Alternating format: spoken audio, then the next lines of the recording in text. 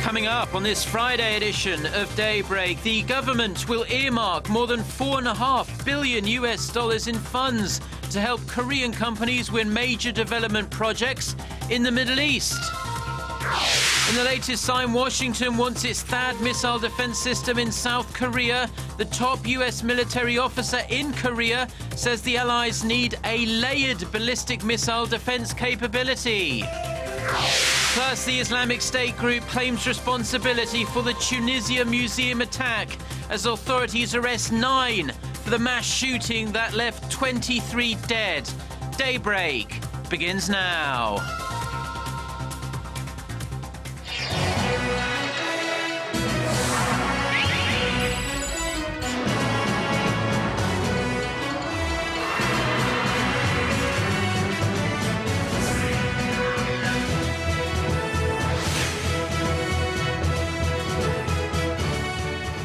Hello and thanks for joining us. To our viewers around the world, it's 6 a.m. on Friday, March 20th here in Seoul. I'm Mark Broome and you're tuned in to Daybreak. We begin with Korea's aim to revitalize the economy by seeking a second Middle East boom. Following through with President Park's recent trip to the region, the government announced a multi-billion-dollar plan to pursue new business opportunities there. Our Hwang Jie starts us off. Korea will funnel an extra 5 trillion won, or roughly $4.5 billion in funds to support local construction companies seeking to win orders from the Middle East. The announcement was made in a national trade and investment promotion meeting chaired by President Park Geun-hye on Thursday. We will work to ensure the president's Middle East trip early this month produces tangible results, like improving the profitability of local builders, by increasing financial support for them and helping them find new markets within the Middle East. On the back of the new measure, the government expects Korean companies will secure at least $70 billion in fresh orders this year and $80 billion in 2017. And to further boost efforts to ignite a so-called second Middle East boom to achieve growth, the government pledged to drastically cut regulations to lure investors in the resource-rich countries to Korea.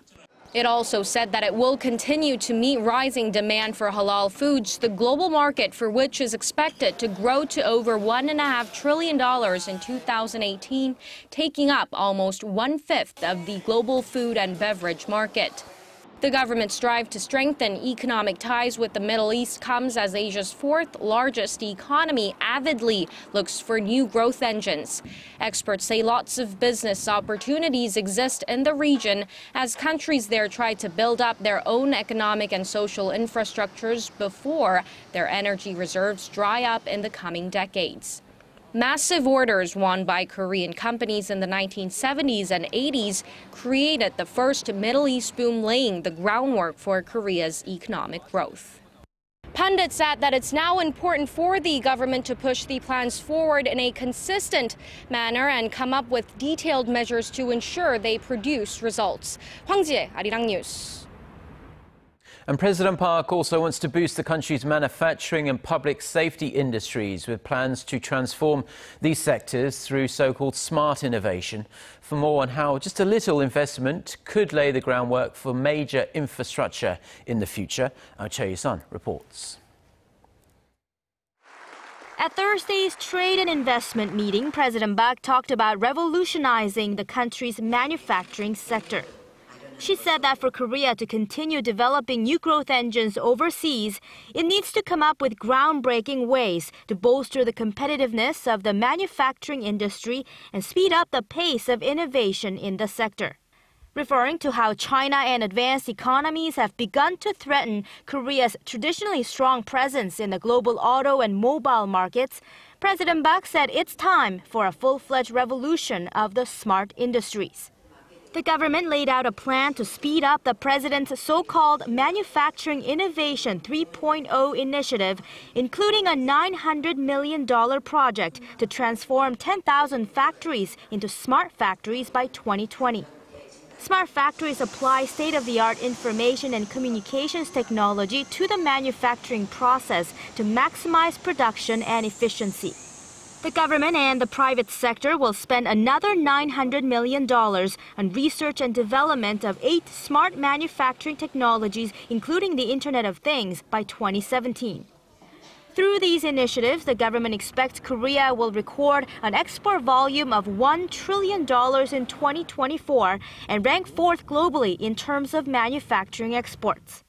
President Park then referred to growing concerns over natural disasters and cybersecurity in the Middle East, China, and the ASEAN region, adding that Korea needs to speed up efforts to dominate the global public safety market. In that regard, the government says it will invest $10 billion into fostering Korea's public safety industries and support Korean firms looking to launch related businesses in the Middle East and Southeast Asia. Choi Yu-sun, Arirang News. Now, more clues out of the US Federal Reserve on when it will raise its key interest rate, but still no definite answer. The central bank cited weakness in key economic indicators as reasons why it would approach the matter with a degree of caution. Our Song Ji-sun reports on the market impact. As widely expected, the U.S. Federal Reserve opened the door for a possible rate hike sometime this year, removing the word patience from its policy statement. But Fed Chair Janet Yellen stressed the need for policymakers to consider the country's still fragile economic growth prospects. Today's modification of our guidance should not be interpreted to mean that we have decided on the timing of that increase. In other words, just because we removed the word patient from the statement doesn't mean we're going to be impatient. The U.S. Central Bank slashed both its growth outlook and inflation forecast for this year, saying inflation would move below its 2% target, largely due to falling energy prices and a decrease in spending. Yellen also noted that exports have weakened partly due to the strong dollar, but said that also reflects the strength of the U.S. economy. This hints that the Fed will not rush into a rate hike, as that will lead to a stronger dollar and dent its outbound shipments. Because the Fed did what was expected, and at the same time, the markets are getting the message that, you know what, the Fed's not in a hurry to raise rates, and we're probably going to have these near zero interest rates for a few months longer than we thought. Seoul Central Bank convened an emergency meeting Thursday morning to discuss the impact of the Fed's statement and prepare countermeasures. The market consensus is that the impact on Seoul will be limited, and fluctuations in the global financial market will be more contained, as the Fed stressed a more cautious approach in light of the impact of its stronger dollar. Song Ji-sun, Arirang News. And soon after the Fed signaled it was in no rush to raise its borrowing costs, the Korean currency climbed about 13 won against the greenback to close at 1,117 on Thursday. But analysts say the gain in the local currency is just temporary, since a mid-year rate hike for the US is still on the table.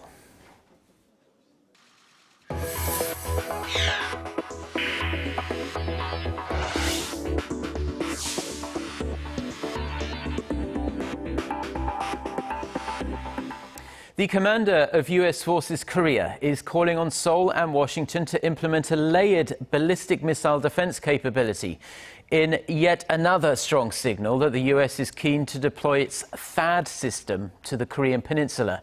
In a written testimony to the House Appropriations Subcommittee on Defense on Wednesday local time, General Curtis Scaparotti stressed there was a need for a ballistic missile defense capability in South Korea due to the threat posed by North Korea. The ongoing speculation about the possible deployment of THAAD to South Korea has stirred a great deal of controversy. Inside and outside of Korea, China and Russia are deeply opposed to the THAAD being deployed on their basically regional doorstep, saying it would infringe upon their national security.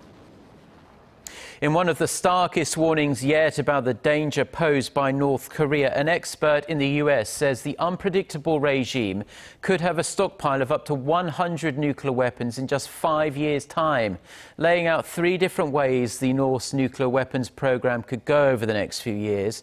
Joel Witt, who is an analyst from the North Korea monitoring website 38 North, said that would be the worst case scenario, but not beyond the realm of possibility. Witt added that US scientists have long known that the North is able to produce weapons-grade plutonium at its main nuclear plant. However, the US analyst questioned South Korea's assessment that North Korea currently has 16 warheads, saying the estimation was based on assumptions only. South Korea is looking for a way to reach a compromise with North Korea on the wage dispute at the Inter-Korean Kaesong Industrial Complex. A Unification Ministry official said on Thursday that North Korea's unilateral decision last month to hike wages by more than 5% is not totally unacceptable, and that Seoul is seeking talks through the Management Committee for the jointly led complex. Now, previously, Seoul said it was firmly against a pay rise and offered government-level discussions on the issue, which Pyongyang rejected. A smartphone application has been released that helps North Korean defectors overcome the language gap in South Korea. That's because studies have shown that North Koreans can only understand about half of the Korean used here in the South. Our Ji Myung-gil tells us more. These young North Korean defectors are taking on a new language. They're learning to speak like a South Korean. Surprisingly, these students, and many like them, say one of the biggest problems they face is the language barrier. It was like people were talking to me in a foreign language, so I was too embarrassed to ask my friends what the words meant. I felt alienated.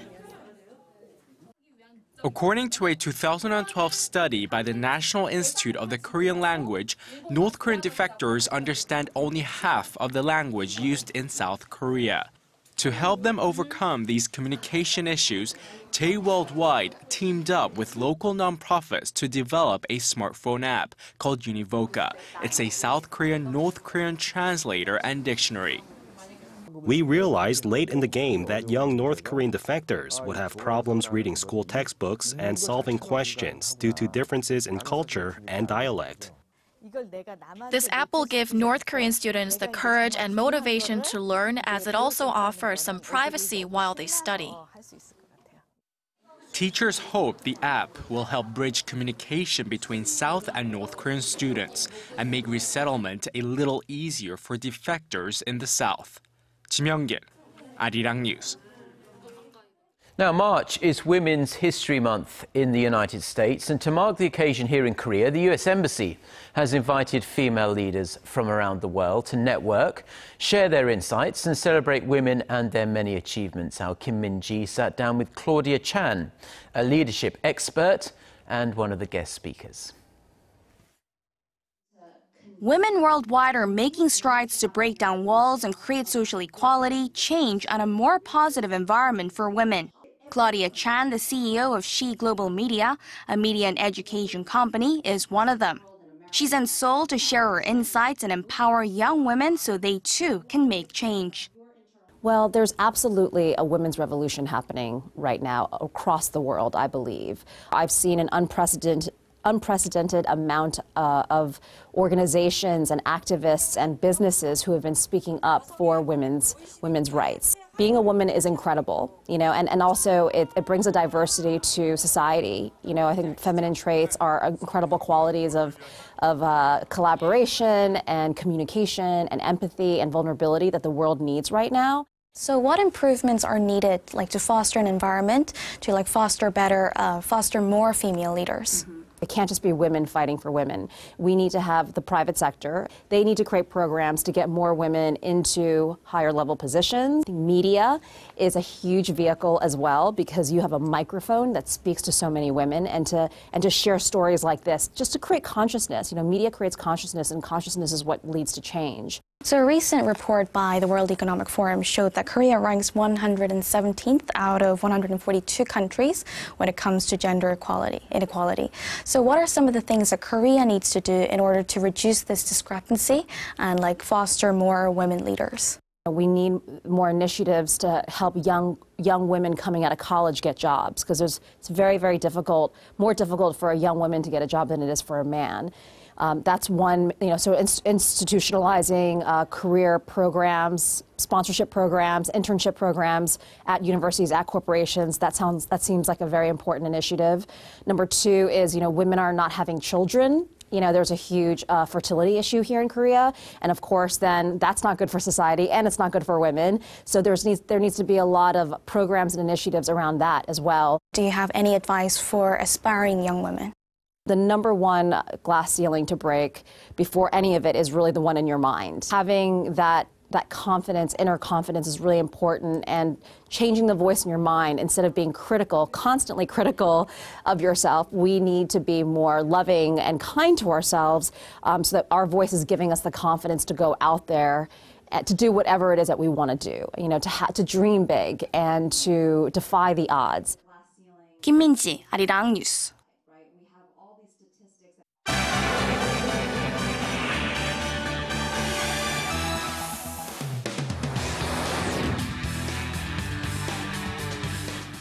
Well, it's time now for a look through the global headlines. We're following this Friday morning here in Seoul. For that, we turn to Eunice Kim, standing by at the news center. Good morning, Eunice. And hello to you, Mark. A claim of responsibility this morning in the deadly gun attack that rocked Tunisia's National Bardo Museum and the country at large.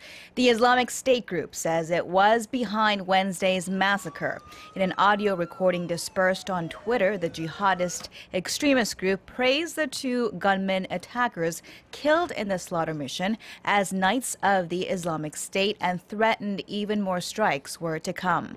This as Tunisian authorities have arrested 9 suspects, 4 of them said to be directly linked to the museum assault, according to the presidential office. The remaining 5 are alleged to be part of a terrorist cell. The overall death toll, meanwhile, has been raised to 25, including 20 foreign tourists from several nations, many of them said to be shot at while getting off a tour bus that had brought them to the museum from a cruise liner. Nearly 50 others are reported hurt. Relatedly, the United Nations Human Rights Office has urged the UN Security Council to prosecute IS for its crimes against humanity, war crimes, and possible genocide at the International Criminal Court.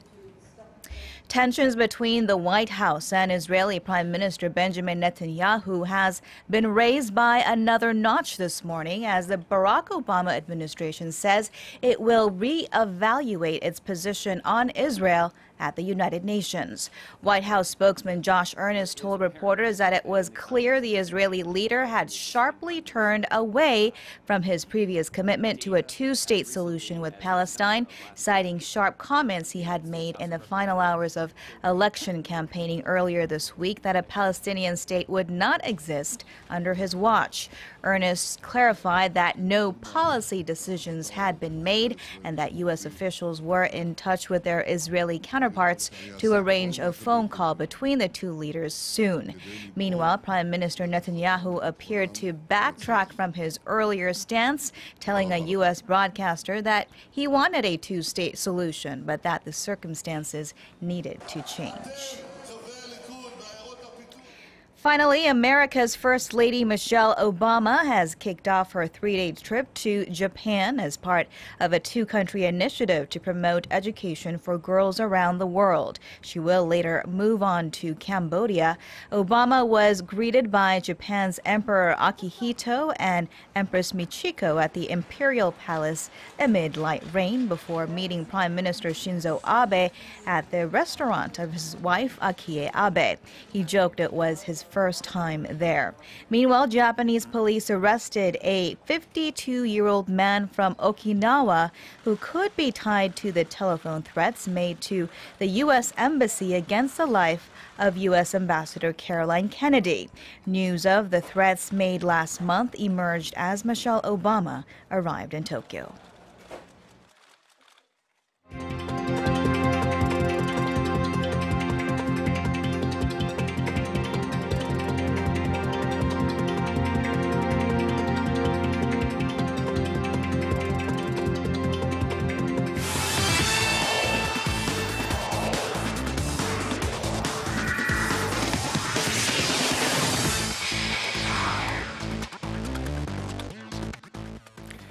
And TGI Friday, everyone, as we kick things off with the 2018 Pyeongchang Winter Games as the IOC concluded their 4 days of the IOC Coordination Commission, with the chair of IOC's Coordination Committee, Gunilla Lindberg, holding a presser at the end of the day.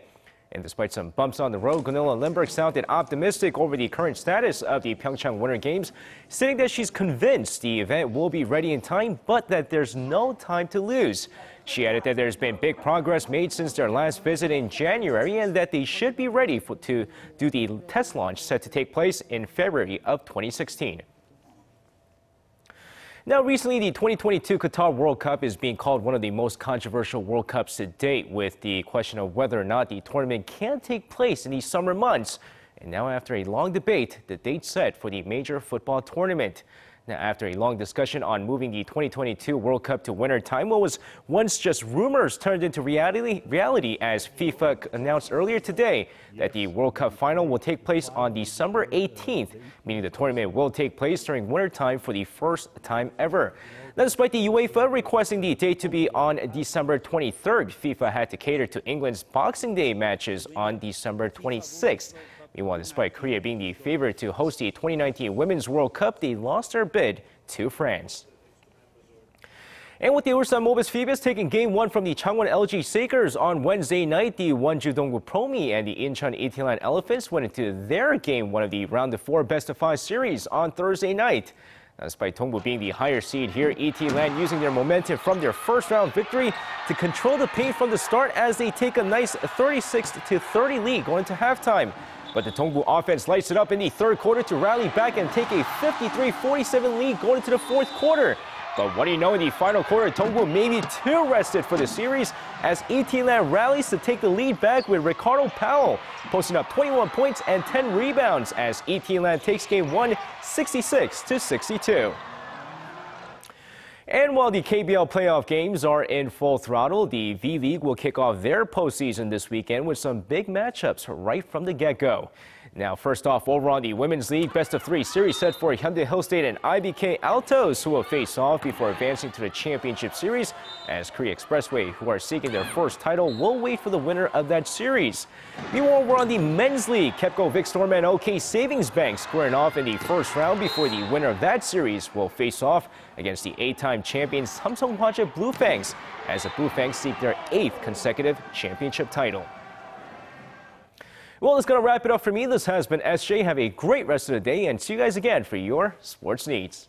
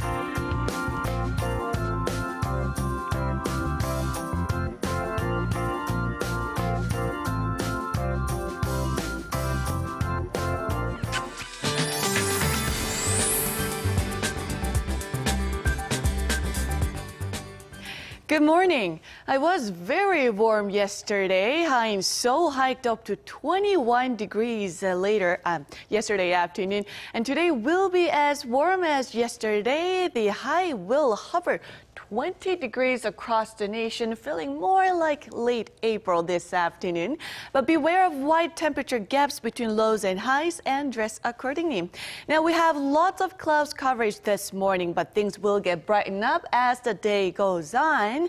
And mostly to partly sunny skies will dominate the whole peninsula. But the levels of fine dust is relatively higher in the capital area and the southern parts of Chungcheongdo province. So for those with the respiratory problem, please wear a protective mask with you before heading out. With that, let's take a closer look at the readings for today. So the daytime high here in Seoul and Daegu will hike up to 20 and 21, and Gwangju will peak at 18, and Busan will top out at 17 this afternoon. And as for the other regions, Jeju Island and Daejeon should see a high of 16 and 20, and Dokdo makes it to 12. Well, that's all for Korea, and here's the international weather for viewers around the world.